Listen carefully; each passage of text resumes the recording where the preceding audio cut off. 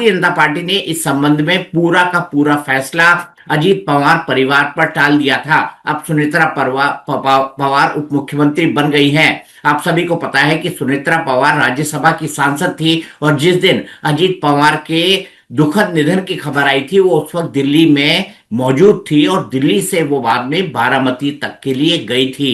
सुनेत्रा पवार राज्यसभा के सत्र में शामिल होने के लिए दिल्ली आई थी। अब सुनेत्रा पवार राज्यसभा से इस्तीफा देने वाली है।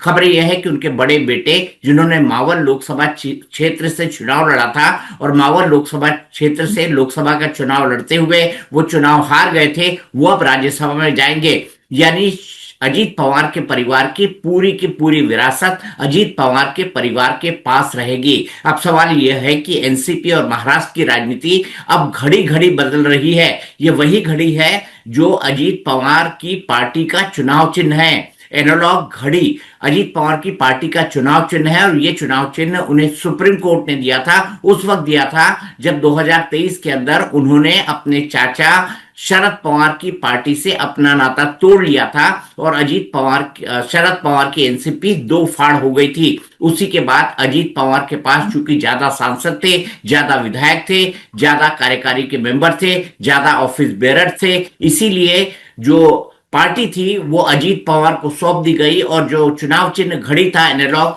वो भी अजीत पवार को सौंप दिया गया।